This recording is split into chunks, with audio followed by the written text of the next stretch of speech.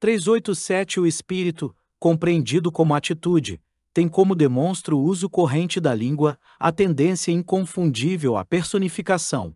O espírito de Pestalozzi também pode ser tomado num sentido concretista, como seu espírito, isto é, a sua imago ou fantasma, bem como os espíritos de Weimar podem ser os espíritos pessoais de Goethe e Schiller, pois espírito tem ainda sempre o significado de aparição de fantasma, isto é, a alma de um falecido. O sopro fresco do espírito indica, por um lado, o parentesco originário da com, e sendo que estes dois últimos têm o sentido de frio e, por outro lado, o significado originário de, o que designa somente o ar em movimento. Animas e anima, por sua vez, tem a ver com vento. A palavra alemã Geist espírito deve relacionar-se mais com algo que espuma e borbulha, razão pela qual não se pode rejeitar seu parentesco com Geist espuma, Geist bolha, Geist fantasma, e com o Geist irritação emocional.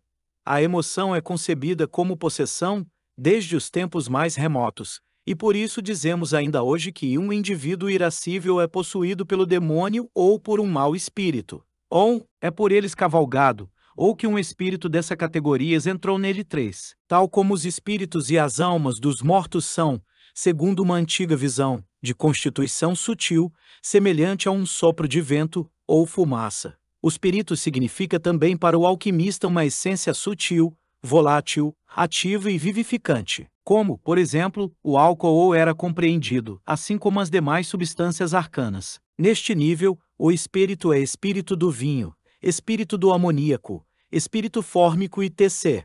388. Esta quantidade de sentidos e nuances de significados da palavra Geist espírito dificulta, por um lado, para o psicólogo, a delimitação conceitual de seu objeto, e, por outro, facilita sua tarefa de descrever seu objeto, uma vez que os múltiplos aspectos fornecem um quadro concreto do fenômeno. Trata-se de um complexo funcional, que originariamente era sentido, em nível primitivo, como uma presença invisível, a modo de um sopro.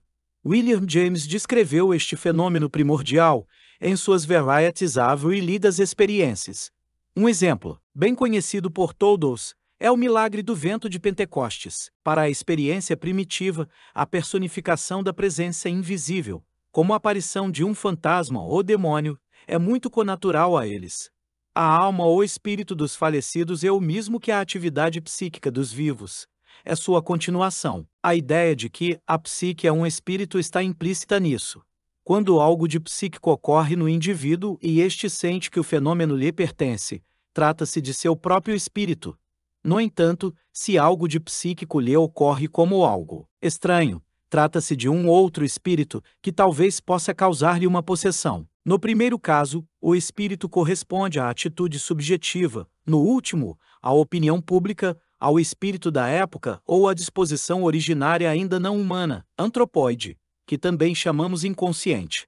389. Correspondendo à natureza, constatamos que, como vento originário do espírito, este último é sempre o ser ativo, alado e em movimento, como também o vivificante, estimulante, excitante, incendiário, inspirador. O espírito é, modernamente falando, o dinâmico e, por isso, forma o clássico oposto da matéria, ou seja, da sua estática, indolência e inércia. Em última análise, trata-se da antítese entre a vida e a morte. A diferenciação subsequente desta antítese conduz ao confronto marcante entre espírito e natureza. Se o espírito é o essencialmente vivo e vivificante, a natureza não pode ser sentida por isso como algo de não espiritual ou morto. Deve tratar-se, portanto, da pressuposição cristã de um espírito cuja vida é tão superior à da natureza, que esta se comporta em relação a ele como se fosse morte. 390. Este desenvolvimento especial da visão acerca do espírito baseia-se no conhecimento de que a presença invisível do espírito é um fenômeno típico, isto é, consiste no próprio espírito e que este não é constituído apenas do borbulhar da vida, mas também de formações de conteúdo. No primeiro caso destacam-se imagens e modelos que preenchem a visão interior, e no último são o pensamento e a razão, que ordenam o mundo das imagens. Assim sendo, Um espírito superior sobrepõe-se ao espírito da vida originário e natural, colocando-se em relação a este numa posição oposta ao exclusivamente natural. O espírito superior tornou-se o princípio cósmico ordenador sobrenatural e supramundano e, como tal, foi designado por Deus ou pelo menos se tornou um atributo da substância una, tal como em Spinoza, ou ainda uma pessoa da divindade. No contexto do cristianismo, 391, o desenvolvimento correspondente do espírito numa direção inversa elozoísta. Porém, a maioria ad minas ocorreu sob o signo anticristão, no materialismo. A premissa desse retrocesso é a certeza exclusiva da identificação do espírito com funções psíquicas, cuja dependência em relação ao cérebro e ao metabolismo se tornava cada vez mais clara. Era necessário apenas dar outro nome à substância una, chamando-o de matéria para criar o conceito de um espírito que dependesse necessariamente da nutrição e do meio ambiente e cuja forma máxima era o intelecto ou a razão. Assim, a presença originariamente pneumática parecia ter entrado inteiramente no âmbito da fisiologia humana, e um autor como Cleides poderia acusar o espírito como adversário da alma.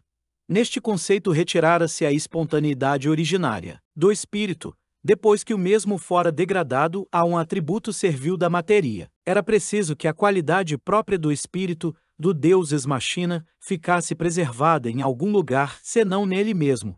Então, em seu sinônimo originário, na alma, esse ser eólico, de cores cintilantes 4, semelhante a uma borboleta. Anima, 392, embora a concepção materialista do espírito não tivesse prevalecido em toda parte, o seu conceito ficou preso no espaço dos fenômenos da consciência, fora da esfera religiosa. O espírito, enquanto espírito subjetivo, tomou o sentido do fenômeno endopsíquico puro, ao passo que o espírito subjetivo não significava o espírito universal ou a divindade, mas o conjunto dos bens da cultura intelectual, os quais constituem nossas instituições humanas e o conteúdo de nossas bibliotecas. O espírito perdeu sua natureza primordial, sua autonomia e espontaneidade na mais vasta extensão, com a única exceção do âmbito religioso, onde seu caráter originário foi conservado pelo menos em princípio.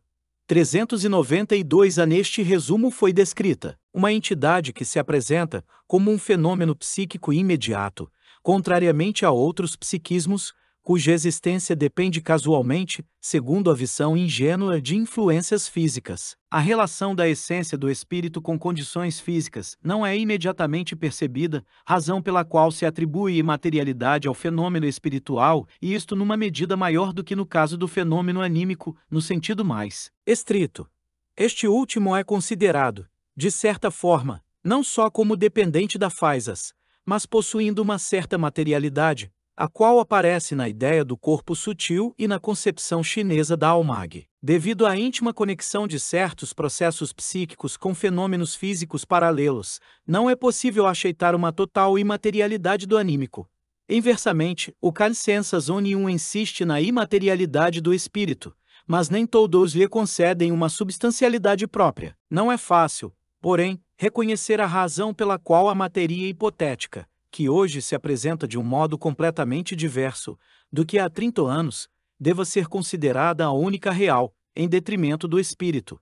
Embora o conceito de imaterialidade em si não exclua de modo algum o da realidade, a visão leiga relaciona sempre realidade com materialidade.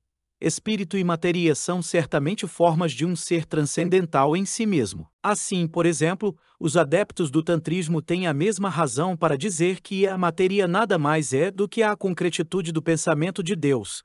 A única realidade imediata é a realidade psíquica dos conteúdos conscientes, etiquetados com uma origem espiritual ou material, conforme o caso.